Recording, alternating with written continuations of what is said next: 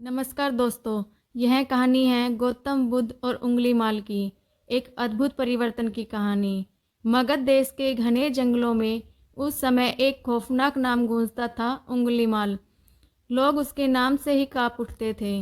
वह निर्दयी डाकू जो अपने शिकार की उंगलियां काटकर उनसे माला बनाता था और उसी माला को गले में पहनकर घूमता था।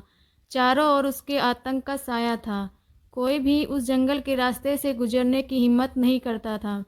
हर दिन किसी न किसी गांव से खबर आती, उंगलीमाल ने एक और हत्या कर दी। एक दिन महात्मा बुद्ध उसी क्षेत्र के एक गांव में पहुंचे। गांव के लोग भय से सहमे हुए थे। बुद्ध ने देखा, उनके चेहरों पर डर की रेखाएं साफ झलक रही थी। उन्होंने मुस्कुराते हुए पूछा, क्या बात है भाइयों, तुम सब इतने भयभीत क्यों हो?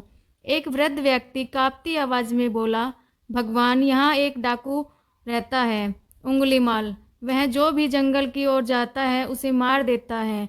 अब तक 99 लोगों की हत्या कर चुका है। सभी ग्रामवासी दुखी होकर बोले, अब कोई उस जंगल की ओर नहीं जाता। अगर कोई जाता भी है तो लौटकर नहीं आता। बुद्ध शांत स्वर में बोले, डर से भागने से अंधकार नहीं मिटता, उसे मिटाने के लिए प्रकाश लेकर जाना पड़ता है। यह कहकर वे निडरता से जंगल की ओर बढ़ चले। गांव के लोग घबराकर बोले, नहीं नहीं प्रभु, वहां मत जाइए, वह डाकू किसी को नहीं छोड़ता। पर बुद्ध शांत मुस्कान के साथ बोले, जिसके साथ सच्चाई का प्रकाश हो उसे कोई अंधकार छू नहीं सकता।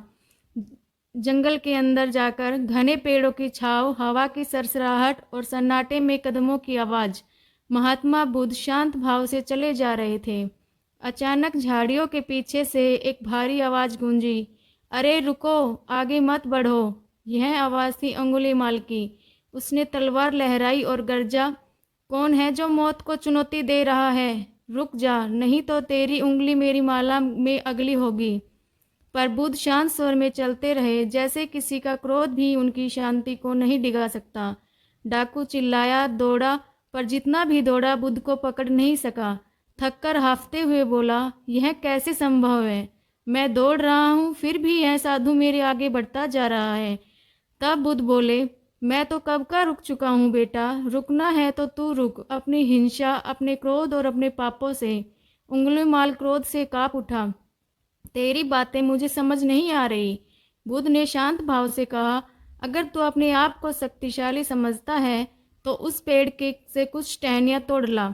उंगलीमाल ने हंसते हुए कहा, यह तो आसान है। वह झटपट टहनियाँ तोड़ लाया और बोला, ये ले आया। बुद्ध बोले, अब इन्हें फिर से पेड़ से जोड़ दे। उंगलीमाल हैरान होकर बोला, यह असंभव है, टूटी चीज जुड़ नहीं सकती। बुद्ध मुस्काई और बोले, यही तो मैं तुम्हें समझाना चाहता हूँ। जब तेरे पास किसी चीज को जोड़ने की शक्ति नहीं है तो तुझे उसे तोड़ने का अधिकार भी नहीं। तू जीवन दे नहीं सकता तो उसे छीनने का हक भी नहीं। इन वचनों ने उंगलीमाल के भीतर जैसे बिजली सी चमक पैदा कर दी। उसके हाथ से तलवार गिर पड़ी। आंखों में आंसू भर आए। वह कांपते स्वर में बोला, महात्मा, मैं तो एक जगह खड़ा हूँ, तो भी तुम कहते हो मैं अस्थिर हूँ। बुद्ध ने कहा, हाँ, क्योंकि मैं क्षमा और शांति में स्थिर हूँ और तू हिंसा और भय में भटक रहा है।